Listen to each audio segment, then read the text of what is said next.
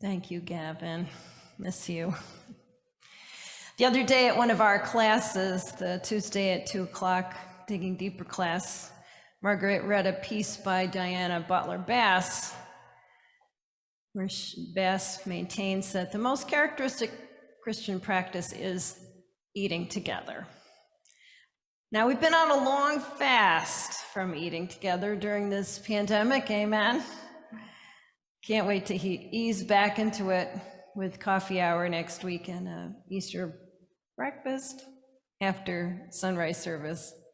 Methodists love to eat together, don't we? Potlucks, dishes to pass, baptism receptions, fellowship luncheons, mission dinners, you name it, even the funeral feast.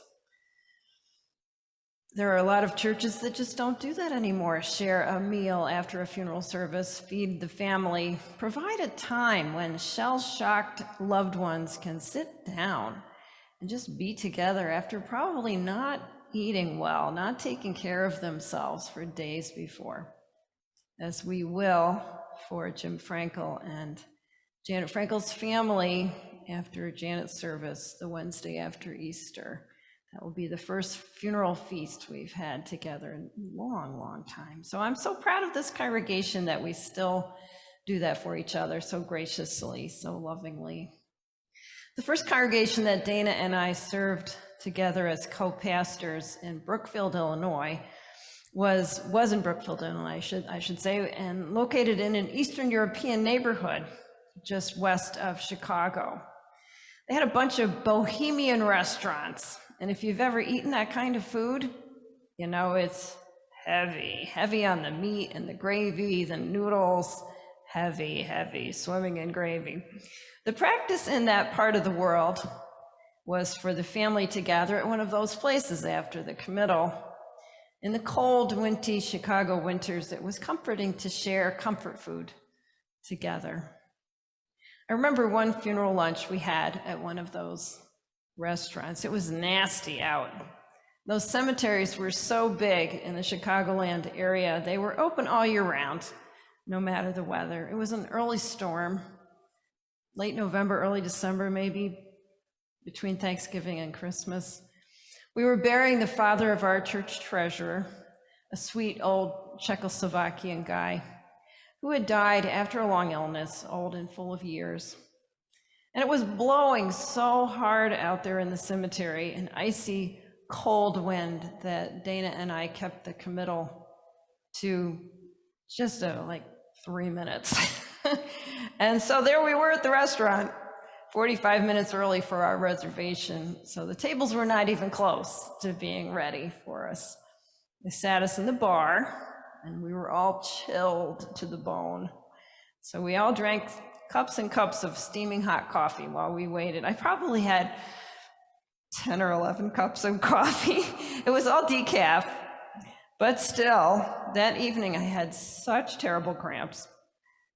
Luckily, I didn't take anything for them because the next day I found out it wasn't the coffee at all that was making me feel so strange, but little Nathan beginning to make his presence known deep down there in my womb. And so, wonder of wonders, a funeral lunch turned into a celebration of new life. Today's gospel takes place at a meal that may well have been planned as a funeral lunch. Lazarus's family and friends had gathered together for an intimate meal there at his home in Bethany. You would notice in the chapter before we just read, that Gavin just read, is a long chapter about Lazarus's death and what happens after. So here we are at this intimate meal. Maybe it had been planned as a funeral lunch, only there was Lazarus at the table with them. And Jesus is there too, a close friend. What a wonder it must have been for all of them to gather there together at the table. Reservations, invitations, maybe the food itself made for a funeral lunch. And now it's Easter dinner. Lazarus is alive, freed from the bonds of death, and his liberator, Jesus, the guest of honor at this meal. Just days before, the whole community had been gathered at the cemetery, gathered around Lazarus's tomb, supporting his sisters, Mary and Martha, in their inconsolable grief. Jesus was not present when Lazarus died. He was in another town doing his ministry, healing, teaching. The sisters sent him a message, "Lord, he whom you love is ill." But Jesus knew what was about to be accomplished at Bethany, how through God he would demonstrate to the people the power of resurrection love. So he didn't come right away when summoned. He finished his ministry in that other town and then came to Bethany, when his friend Lazarus had already been in the tomb for 4 days. 4 days in that ancient Palestinian heat. Wow, what a stench. That was the first thought Martha had. Practical Martha, down-to-earth Martha, Martha of the many pots and pans, Martha who knew how to whip up a dinner for a crowd at a moment's notice, Martha who had her 2 feet firmly planted in terra firma, not like her sister Mary, Mary the dreamer, the spiritual one, head in the clouds, so useless when there was work to be done. Martha protested to their friend Jesus, standing there by Lazarus' tomb. "But Lord, think of the smell of death." It's everywhere, isn't it? It's a smell. Much as you try, you can't escape. Out, damned spot, said Lady Macbeth. And so we try to expunge the smell and the appearance of death, mostly by not talking about it. But there it is, rising up from the front page of the newspapers, wafting out of the evening news. More women and children, all civilians dying in Ukraine, a close friend dying of cancer, a family member facing an uncertain diagnosis, COVID still raging around the world. The anniversary of a loved one's death looms. We build big houses and live in them uncertainly. We buy big cars. We surround ourselves with comfort to try to shield ourselves from that stench, the stench of death. Does it help? Not really. It is inescapable. 4 days, Martha said to herself. You're not thinking, Jesus. It's been 4 days. There will be a stench.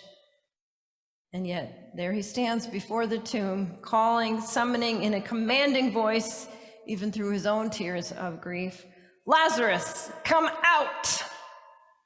And then to the amazement of the sisters in the crowd, there he comes. Lazarus is alive, his hands and feet bound with strips of cloth. And Jesus said to them, unbind him and let him go. The smell of death is no match for Jesus, or the fragrance of resurrection love. Jesus is here to unbind us all from the deathly wraps that hold us so close, that keep us prisoner as individuals, as communities, as a nation, as a world, the addictions to money, substances, lifestyles, the habits of greed, lust, and violence. Unbind him and let him go. And there Lazarus sits at table with them, laughing and enjoying life, full of health and vitality. Oh, the power of God. How do you say thank you to that power, the power of God, the gift of life? After dinner, an amazing thing happens. Mary, Lazarus' sister, Martha's sister, the one who was so useless in the kitchen, gets down on her knees before Jesus, the Lord, the giver of life. She carefully unwraps a bottle of pure nard, very costly, and pours it all over Jesus' feet, and down comes her hair, which she uses as a towel. Very unusual, very intimate, very strange. What is Mary doing here? You have to look carefully at the language to discover that the word wipe that's used here to talk about Mary with her hair and the perfume, it's the same word that's used in the next chapter when Jesus washes the disciples' feet and wipes them with a towel. The author of the fourth gospel wants us to follow Mary here in her outpouring of love, to take what is most valuable to us and pour it at Jesus' feet. We've been talking about imperfection this Lent, letting go of impossibly high standards for ourselves when it comes to faith. We've talked about how we can pray all we want, study, become masters of contemplative prayer and meditation. We can work with the poor, which Jesus does remind us in this family that work with the poor is a given, amen, an ongoing responsibility for all God's people. We can and should do all these things. If we do all of them and then withhold what is dearest to us, we will never grow into the image and likeness of Christ.